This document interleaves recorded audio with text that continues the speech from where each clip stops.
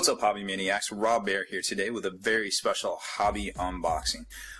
Make sure you stay in the trenches, subscribe to this YouTube channel, check out the blog, spikybitsblog.com, and make sure you head on over to thelongwar.net. That's the home of the battle ports for exclusive content and early access videos. Become a veteran of the Long War today. So this really cool set of paints from Vallejo, of course, acrylic Vallejo being the series of paints that basically took the hobby gaming, tabletop wargaming world by storm back in the very early 2000s with Bobby Wong's spectacular Blood Angels, Captain Leonidas entry into the Golden Demons, kind of basically kicking off Vallejo fever here in America at least. I know they've been using them overseas, but you know, in the early 2000s, actually getting products from Europe into stores here was actually kind of a thing. And these amazing Vallejo paints were like unheard of at the time. You know, we were all using the Buster Citadel stuff. And, you know, these things start coming in and people are just going crazy for these paints, you know, getting whole suitcases and up in their hobby arsenal and painting all this stuff like crazy. And, you know, here 15 years later, you know, there's been a bunch of changes to the Citadel line, of course, to the Vallejo line as well. And they kind of, you know, they seem to always be like in this like Cold War, you know, the whole McDonald's Burger King thing, you know, who's going to come out with the next cool thing to get one up by the other guy, kind of Coke and Pepsi and yada yada back and forth. And I feel like these special effects sets is definitely kind of that whole like escalation sort of thing, because you'll notice some of these colors here might look very familiar to you. You've got, you know, a rust, which is the Ryza Rust equivalent, you know, from GW. You've got bloods in here. You've got two different bloods. You've got a dried blood and a fresh blood, which I thought was really neat because with the GW you only get the blood for the blood god. Then you've got a kind of like a slime kind of color that's part wash, part solid, and that's comparable to the Nurgle's special effect paint from the Citadel line. Then you got a Vendergrass, which is a wash, which is, you know, obviously comparable to the Vanilla Oxide from Games Workshop. But then you got a couple colors in here like a whitewash, which is really interesting to see how they used it with some rust effects in here. And then you've got some chipping medium, which I have been messing with. AK actually makes, A&K, AK. They make a chipping solution. There's a heavy, a medium, and there might be a third one, I forget. But basically what it is, if you're not familiar with it, is you put it all over the model and then you let it dry. Well, you do a base coat that you're looking to basically expose underneath it. Let it dry. Put the chipping medium fluid over top of it. Let it dry. Put another color over top of it. Let it dry. Then you get like a brush or something, you know, like a stiff brush, and you basically beat up the paint on the top coat, revealing, you know, a rusted, jagged, tore up look underneath it. You can use toothpicks if you want to make like Wolverine claw marks or, you know, lightning claw marks or anything like that. Now, the tutorial that comes in this is actually done by Angel, who is a fantastic miniature painter with Infinity as well. A lot of these Spanish guys out there are amazing, and he's actually got this masterclass book that they put out a few months ago that is also amazing. And if you haven't seen this guy work, the stuff he can do with an airbrush just literally blows my mind, because, or figuratively, I guess, because I'm still here, that it's just amazing to look at, and you're just like, how is this guy doing this? Oh my gosh, I don't get it. Oh. You know, and then you're like, man, I wish I could paint like that. Literally, if I could have any superpower in the world. Hey Rob, what's the superpower you want to be? Would you want to be a cat? No, of course not. That's stupid. Even though cats are people. I would want to paint, to be able to just snap my fingers and have something pro-painted, professionally, Golden Demon, boom. I could like crank out armies into things. I could be like, the most prolific artist ever. And it would be like cool. That's my superpower. I want it. I want to be able to paint at the snap of a finger. It's the stupidest superpower ever, but I want it. Anywho, so this is a really cool looking set. Let's kind of bust into this thing because it's got a neat little tutorial in here that I want to show you. But first off, here's the paints you get. Then kind of like we were talking about, you get a heavy chipping medium. Then you get your dry rust, which is really interesting. It was something that we hadn't seen in the Citadel line.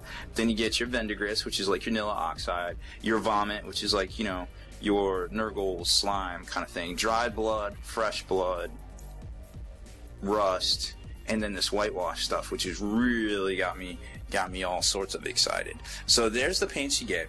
So in the Citadel, or excuse me, the Vallejo special effects set.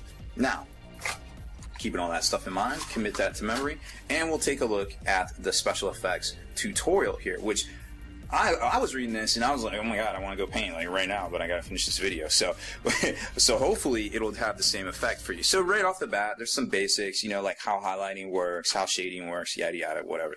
Then you get the basics, like kind of how they get into using their special effects, and you know, it's a very good step-by-step instructions of how to use the special effect paints in here. It gets into like applying some bloods and mixing with some of the rust, and they used what was it, the dried blood and 60% of rust. Now the dried rust is something new. This is a full-on paint right here.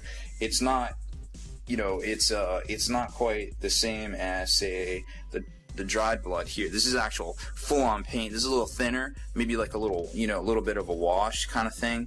So it's really interesting to see how all these different dynamics. Obviously your Nilla is a wash as well, or excuse me, your Vendigris. So it's really interesting to see how all these mechanics come together. But what I really liked in this tutorial, as we kind of get into the back here, is they start working into the rust.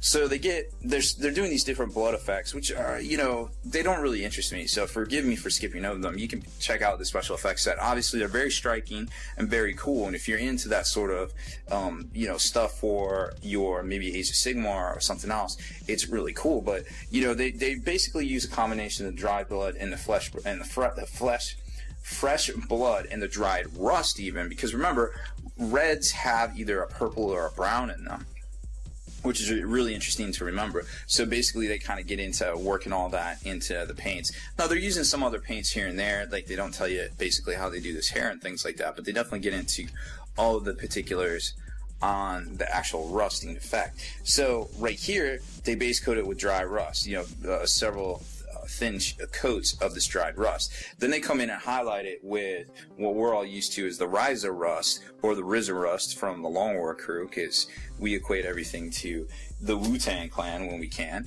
So they dry brush there. And then what's really interesting is they come in with this whitewash stuff, this rotten wash kind of thing, and they dry brush. It's not a wash, it's more like a solid.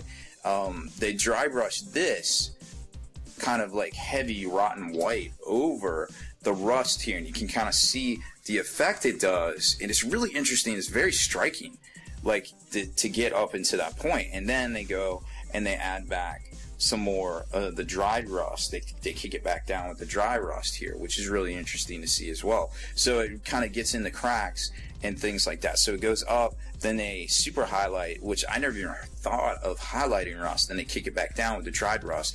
Then they start using the Vendigris here and getting in and getting all crazy with the Cheese Whiz in there. And then they use, you know, you want to use all of the effects in your tutorial, of course.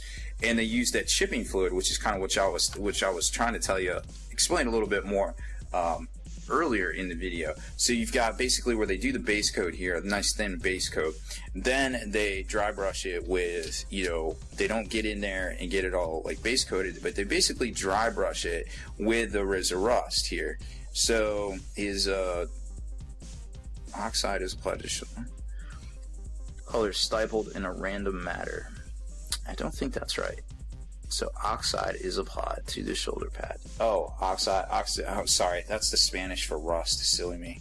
So rust. So they basically stipple it. They not dry brush it, but basically stipple it in there. And once that's done, and they let that dry, then they hit it with the chipping medium, and that's why it gets all shiny, right?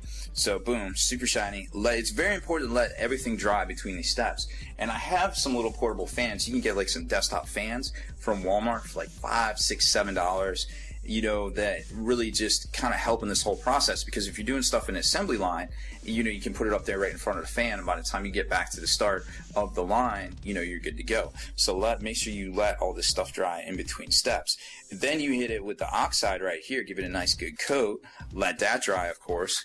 Then they recommend that you go in with a nice stiff brush and start roughing up the surface, kind of like what I was saying earlier, right? So let's see. There it is right there. So then you rough up the surface, and it kind of starts, you know, it basically starts getting in there, and you start exposing the rust underneath. And what I thought was really cool, I mean, I would have stopped right there, but what I thought, you know, was really cool that they did was they went back with the dried rust, and they lined the edges of around the shoulder pads right here. You can kind of see in the cracks, like around where the trim would be, to give you that definition. Because a lot of people, you know, we forget that part of art, you know, air quotes art, is contrast between light and dark, between, you know, left and right, between, you know, scenes, between, you know, basically it's the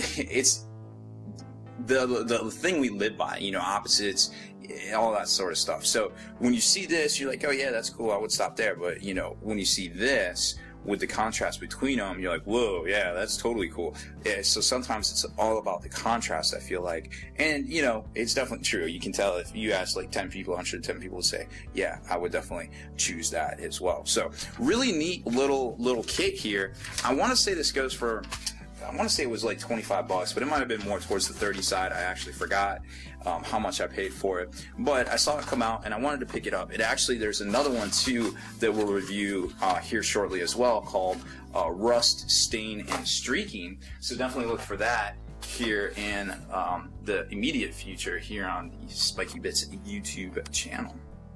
Deleted scenes, bonus content, and all the interviews and post-game wrap-up videos can be located in the Hall of Veterans on thelongwar.net. Visit thelongwar.net today and try a week completely free with no strings attached. That's not all. Thelongwar.net is also your hobby resource for exclusive early access with an ad-free experience to all your favorite videos. Members of the Hall of Veterans gain early exclusive access to multiple hobby videos.